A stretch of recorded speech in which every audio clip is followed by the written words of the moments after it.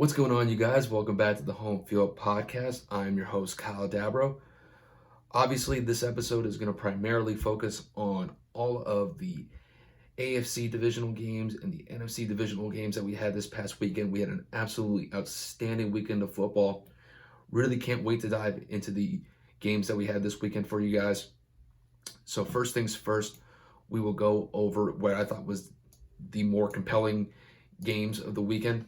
So first things first, we'll start with the Tampa Bay Buccaneers going up against the New Orleans Saints. This was an absolutely great game. The Bucs were able to go on the road and beat the Saints. They won by the score of 30-20, and the Buccaneers advance on to the NFC Championship game next weekend. So, like I said, this game was really entertaining to watch, and I thought for the most part, this game was close for most of the game. But looking back at this game, this was a complete team win from Tampa. And I really want to focus on Tampa's defense here because their defense was outstanding on Sunday. They forced 4 turnovers, 3 of which were interceptions from Drew Brees, and then 1 fumble from Jared Cook. And really, Tampa's defensive presence and their effort in the second half really gained momentum in the second half and really kind of flipped this game on its head, especially for New Orleans, because New Orleans looked like they were going to at least extend the lead up from 20-13 in the second half, but Tampa's defense really stepped up and really made their presence felt in the second half. Devin White had an absolutely amazing game yesterday. He had missed the last couple games due to injury, but he was sensational yesterday. He got over 10 tackles. He had a key interception in the fourth quarter. I mean, by and large, Devin White was all over the field yesterday, and Tampa's defense needed him when they needed the most, and he stepped up in a big way for the Bucs defense. You also have to give a lot of credit to the Bucs secondary as well. I thought for the most part they had an outstanding day, specifically when it came to their coverage of Michael Thomas. Michael Thomas is making over $20 million a year. He's one of the best receivers in the league, and he was held to 0 catches on only 4 targets yesterday. If you can shut out Michael Thomas in arguably the biggest game of the year for both teams, you are going to have a solid day on the field if you can hold a guy like that to no catches on only 4 targets. So you got to give a lot of credit to Carlton Davis, Antoine Winfield Jr., Jamel Dean. Those guys stepped up when they needed to, and I thought by and large they really held the clamps on Michael Thomas, especially not just on Thomas the entire game, but just really in the second half for the most part. Like I said, I can't say enough about the Bucs defense yesterday. They gave Tampa's offense a short field to work with when they were able to get those turnovers. And the Bucs offense, I thought for the most part, took advantage of it. Now, with the Bucs offense, I thought they had a decent game. Brady had a decent game, but the offense was largely driven by Leonard Fournette and Ronald Jones. You got to give a lot of credit to the offensive line as well. For the most part, they were able to protect Brady pretty well throughout the day, and they were able to give Leonard Fournette and Ronald Jones some holes to hit to get some solid carries. So, and that's kind of been the biggest thing for the Bucs, especially against these matchups against the Saints. The biggest thing is that they probably relied a little bit too heavy on Tom Brady during the regular season games, and they didn't really focus on running the ball that much. However, in this third matchup of the year against the Saints, it was a well-balanced attack from the Buccaneers as far as I'm concerned. It was one of their better performances. They ran the ball effectively. They were able to pass the ball well. Brady didn't turn the ball over as well. And it was a solid performance from the offense for the Bucs as far as I can tell. They didn't turn the ball over, and they were very patient yesterday. That was one of the things that really kind of stood out to me. Just overall, though, the Bucs are coming together at the right time, and they do look like a formidable team going into this NFC Championship game. And then to kind of flip it over to the Saints, this is just another unfortunate end for pursuing the Lombardi Trophy for New Orleans. I really thought that the Saints had a good chance to get some separation from the Bucs, especially in the third quarter. They were up 20-13 Drew Brees is marching down the field. They're able to convert a third down by passing the ball to Jared Cook. He catches it. He starts running upfield, and then he gets stripped by Antoine Winfield Jr. The Bucks pick it up, and then the Bucks offense is able to cash in on that fumble by scoring a touchdown and tying the game. It looked like at that point, worst case scenario is that the Saints probably get 3 points. Best case scenario, they get a touchdown, and they could have potentially been up 27-13 going into the latter parts of the third quarter. But it didn't happen, and those mental mistakes really caught up to New Orleans, especially in the second half. And I really thought that the difference in this game was the turnovers.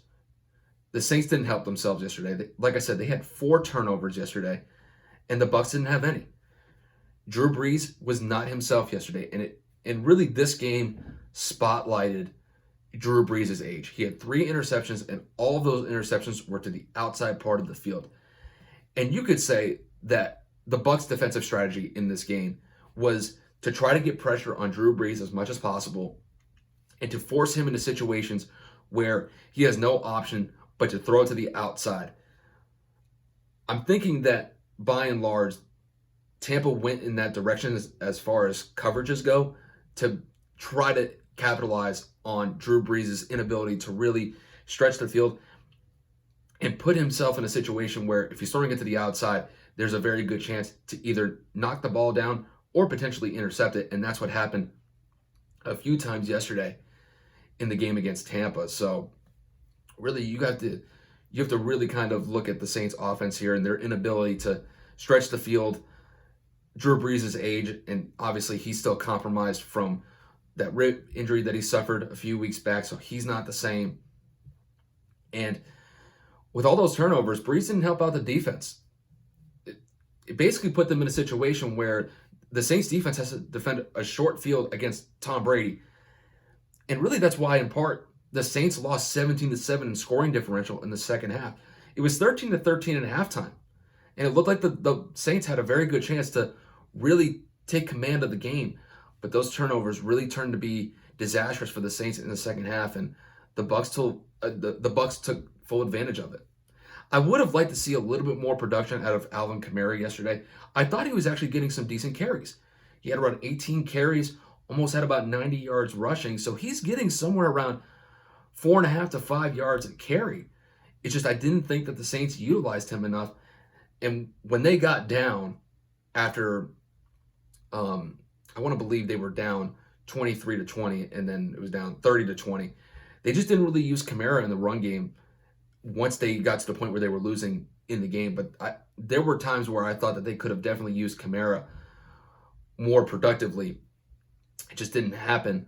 So I would have liked to see him to probably get somewhere around 25, maybe even 30 carries, but that just didn't turn out to be the case.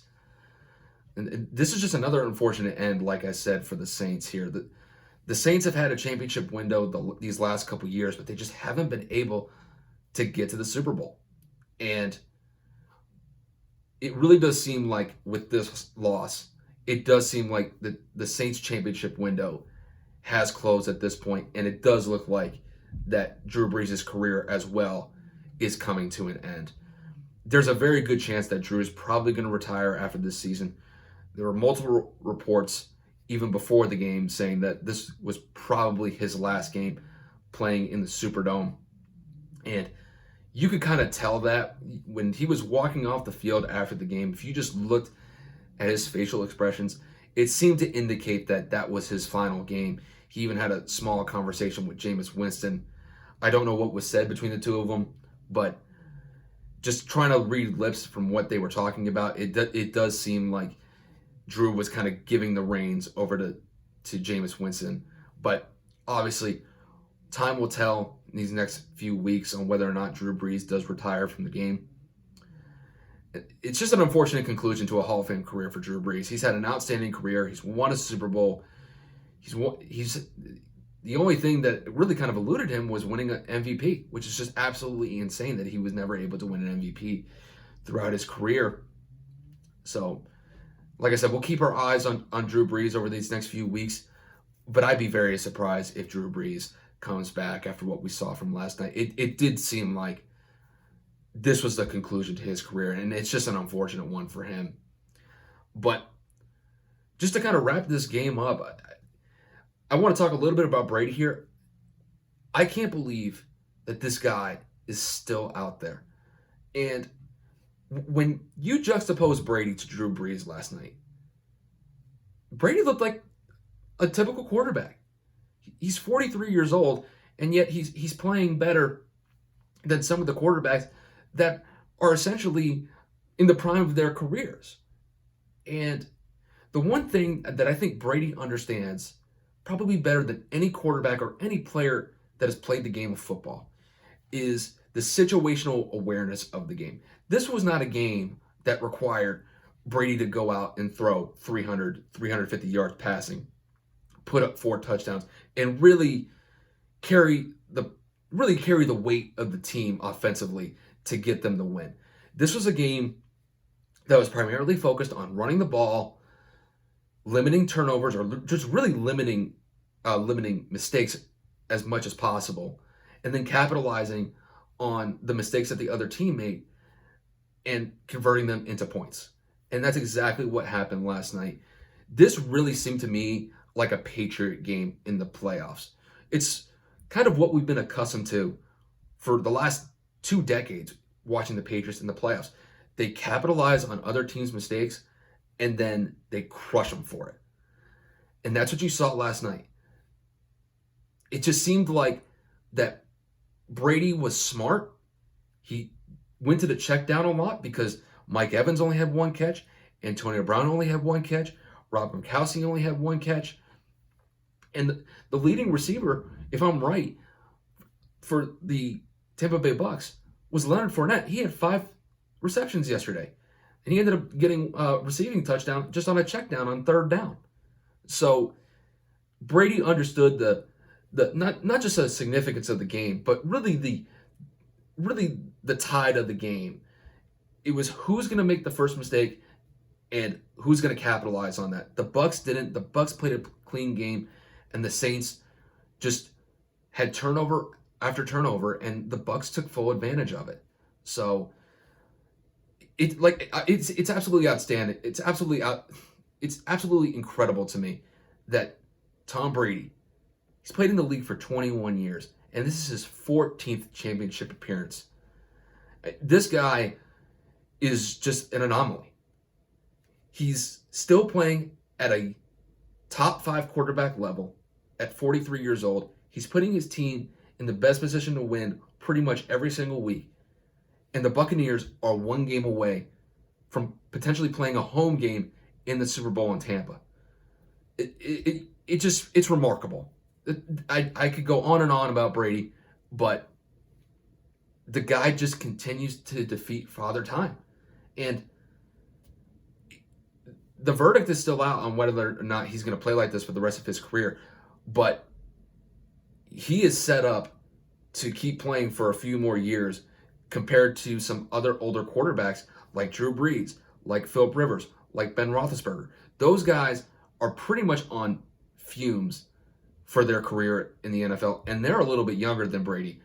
But Brady is still playing at a high level, and I don't expect that level to diminish anytime soon, and there's really been no indication of that. So it's just absolutely incredible what Brady has done, and he's definitely going to have one of the better games of his career going into this NFC Championship game if the Bucks are looking to get to the Super Bowl. So, like I said, the Bucks are really kind of forming at the right time, and they're a formidable team right now, and they're going to be a tough out moving forward. So that's enough about the Bucks and the Saints game. We'll move on to the Cleveland Browns versus the Kansas City Chiefs. So Kansas City won a close one at home. They were able to beat the Browns by the score of 22-17. They advanced to the AFC Championship game for the 3rd year in a row. So they have definitely had their successes in the playoffs, and it just continues from this point forward. Now, at first, the Chiefs looked like they were going to run away with this game. They were up 19-3 at half, And to be honest with you, they actually left some points on the board. Harrison Butker missed a chip shot field goal in the second quarter. He also missed a extra point after one of the touchdowns that they got. So, I mean, realistically, the Chiefs could have been up at least 23-3 at halftime. They could have been up 20 points. They could have covered the spread at halftime, but that just didn't happen. So, and then the game really kind of flipped on its head when Patrick Mahomes was knocked out of the game in the third quarter.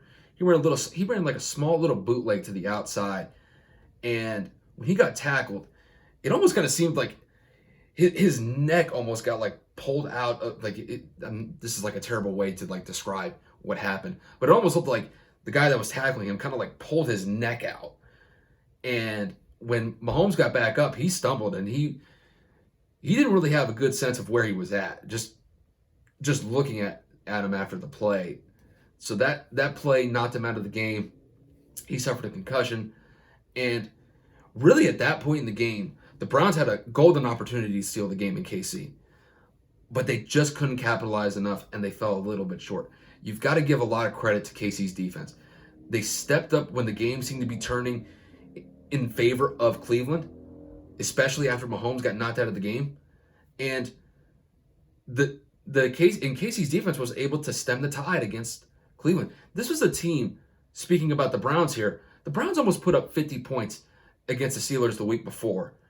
And KC's defense held them to 17 points. You really have to give them a lot of credit.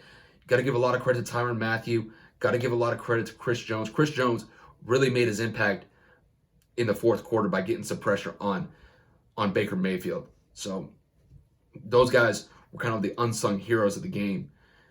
And then Patrick Mahomes' backup, Chad Henne, he did just enough to get the Chiefs to the AFC Championship game. Mind you, he did throw a terrible interception in the fourth quarter, and the Browns had a good opportunity to take the lead after that interception. But KC's defense stepped up, and then Chad Henne made up for it with a huge 13-yard scramble on a 3rd and 14. It looked like he actually converted the third down, but he was about a half yard to about 1 yard short. And then they decided to go for it on 4th down, and they converted on that 4th down by just throwing a little out route to Tyreek Hill, which essentially clinched the game. So the main takeaway from this game, KC survived, and it was good enough for them to win. For the Browns, they had a great year this year, and it does look like that this team overall is moving in the right directions. In the right direction. They made it to the playoffs for the first time in over a decade, and in the process of their playoff run, they were able to beat one of their rivals in the Pittsburgh Steelers as well. So obviously this is not the result that the Browns wanted. Obviously the Browns are trying to go for a Super Bowl championship. Fell a little bit short, but overall I think the Browns have the quarterback that they need in Baker Mayfield. They have the skill players to do it, and I think overall they have a defense that is, I don't know if I can really claim them as like a championship contending defense, but they have a solid defense. And if they're able to kind of make some small adjustments moving forward, continue to limit the turnovers on the offensive side of the ball, and able to get some turnovers on the defensive side of the ball, I think this team is going to be a solid team moving forward for the foreseeable future. So I really have nothing bad to say about the Cleveland Browns here. This is a game that they probably could have gotten, just they couldn't convert on some key drives late in the fourth quarter. And for the Chiefs, really all the eyes right now are focused on Mahomes, on whether or not he will play in the AFC Championship game. I suspect he will play, but he does have to pass the concussion protocol test first. So he's got a few days to try to pass that protocol. And it is going to be a major factor moving forward, because if Mahomes is not able to play in the AFC Championship game, it really limits that team.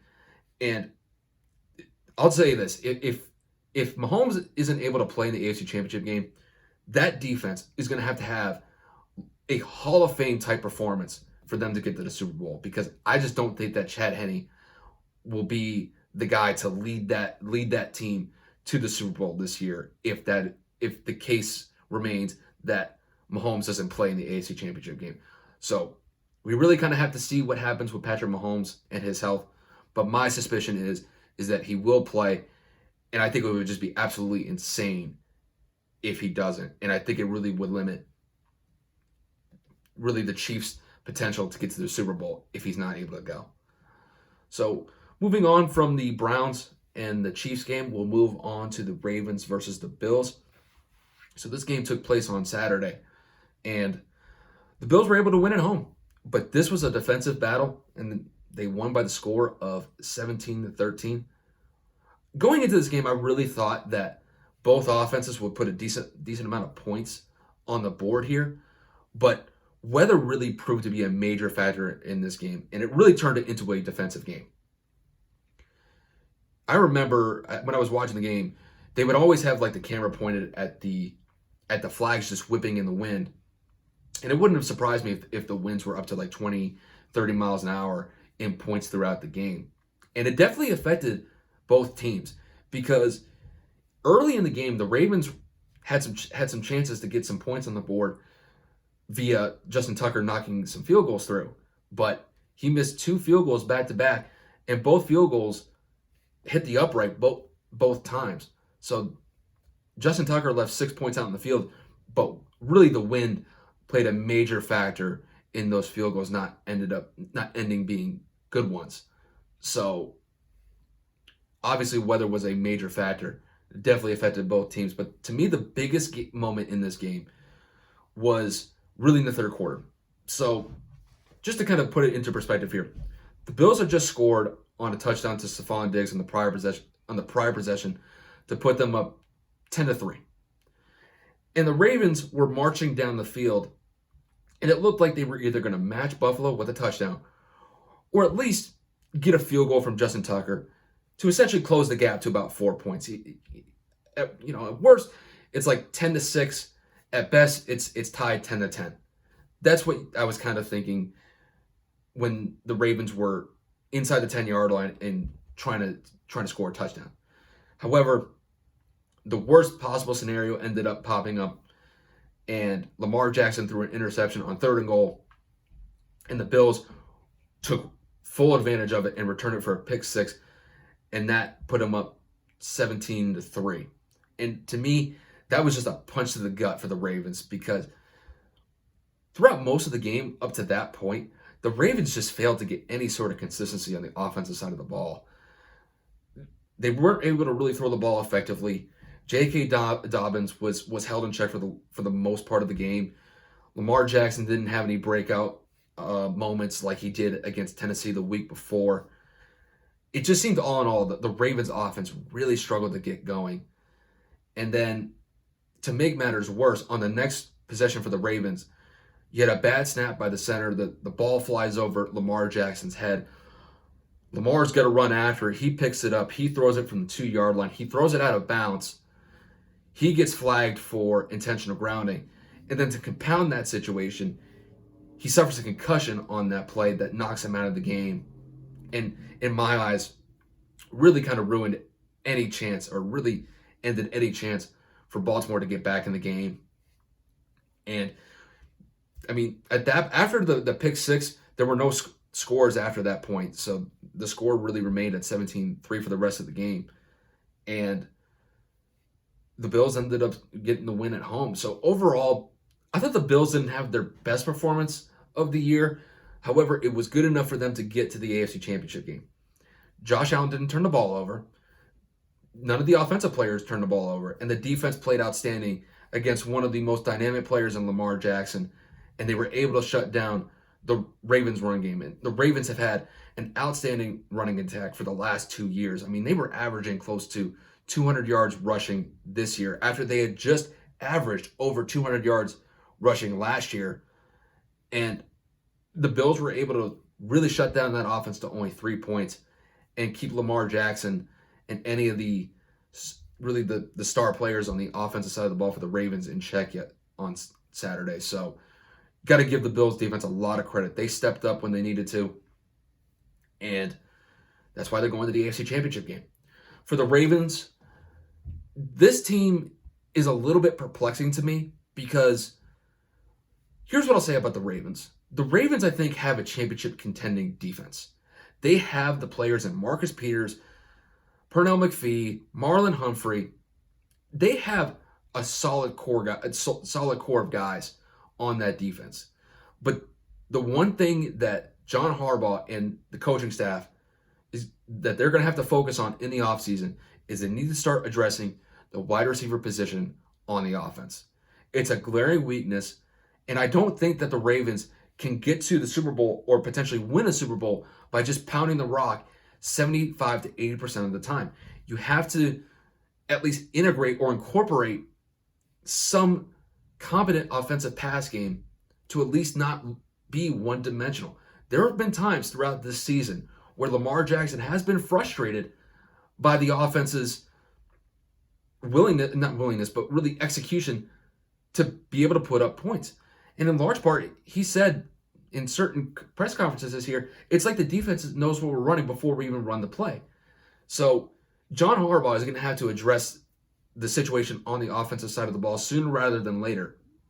Just because it does look like this team is too one-dimensional with the run game. Don't get me wrong. If you can run the ball that well, continue to run the ball. They definitely have the players and the running backs to do that. But you have to incorporate some sort of competent passing game to take some of the pressure off of the running backs, because you can't just run the ball 85 to 90% of the time and think that it's going to win you games by not really throwing the ball that effectively. So I think they just need to integrate some more passing options for Lamar, maybe I'm not going to say redefine the offense, but all they got to do is kind of make some minor adjustments on the offensive side of the ball, get Lamar to be a little bit more comfortable throwing the ball so the offense isn't as one-dimensional as it's currently constructed. But with John Harbaugh and that coaching staff, I have a pretty good feeling that they'll be able to kind of fix those weaknesses on the offensive side of the ball, and they're going to be a team to contend with in the near future as far as I'm concerned. So I am not really too worried about the Ravens, but they do need to address that receiver position. If they don't fix that, I don't think they're going anywhere close to a Super Bowl anytime soon. But I think that's something that they can fix moving forward. So, and then the last game that we'll cover here is going to be the LA Rams versus the Green Bay Packers. So, like it's kind of similar to the Ravens and the Bills game. This game was on Saturday as well. And this was a compelling win for the Packers. They beat the Rams 32-18.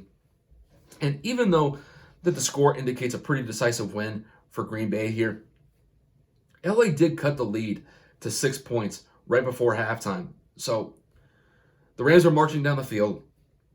They're down 16-3, but Jared Goff leads the Rams and he throws a touchdown to Van Jefferson, and they're able to close the gap with about 35 seconds left in the second quarter to 16-10. And if you're the Rams, if you're down 16-10 at halftime and you're on the road against arguably the best team in the league right now, that's something that you can hang your hat on going into halftime and then going into the second half as well. However, the turning point of the game to me was when Green Bay got the ball back with about 35 seconds left in the first half.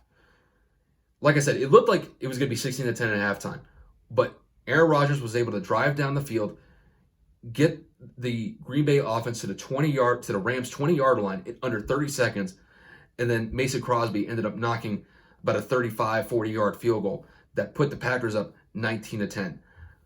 I really think that had to be that just had to be tough for the Rams, just because it's a one-possession game with about 30 seconds left. All you got to do is just hold down Aaron Rodgers for 30 seconds, and then you're only down by 6 at halftime. But it ends up being a two-possession game at halftime.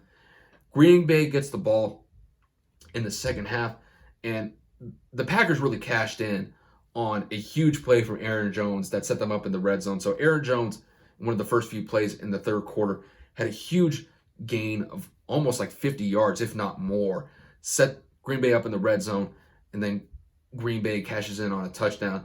That puts them up 25-10, because I think the Packers ended up missing the extra point due to a bad snap. I mean, at that point, the Rams are down 25-10. At that point, it just seemed like I didn't think that LA was going to be able to come back from being down 2 possessions. I just thought that was too much for LA to overcome. And it turned out to be the case. Jared Goff was still limited from his thumb injury that he suffered a few weeks back. Aaron Donald was clearly compromised with the rib injury that he suffered last week against Seattle. And then not having Cooper Kupp really did limit the Rams' offensive capabilities. You can't just solely rely on Cam Akers. Cam Akers had an absolutely amazing day against Seattle last week, but Green Bay's defense was really kind of able to keep him in check for the most part on Saturday. Overall, I thought the Rams were competitive, but they just didn't have enough weapons, and they just didn't have enough. I just thought that they were too beat up to beat the Packers on the road. It was just a tough matchup for the Rams. And then to just look at the Packers here, I thought the Packers from an offensive perspective, they were solid the entire game. Aaron Rodgers, he continues his MVP play that he had from the regular season. Threw for almost 300 yards. He had 3 total touchdowns. 2 of them were passing. 1 of them was a rushing touchdown. He had no turnovers either. That's always a good stat to have in the playoffs. And just to kind of focus on one of the touchdown passes that he had. That Allen Lazard touchdown that he had was a good one in particular. I remember there was a replay, and he's reading the defensive coverage before the snap. And you could see him smiling before the snap just because he knows that they have the right play against that defensive coverage. And had Allen Lazard running basically a go route down the middle of the field, he's able to beat the coverage. And it was an easy pitch and catch for a touchdown. So overall, the Packers look like the best team in the playoffs. You could say arguably maybe the Bucs. It could be another team, maybe the Bills or the Chiefs at this point. But right now, I would say that the Packers definitely look like the best team as it stands right now going into these championship games. With Rodgers playing the way that he is and the defense stepping up when they need to, they're going to be a tough out moving forward. And I really look forward to them playing in this NFC Championship game and with a possible trip to go to the Super Bowl as well.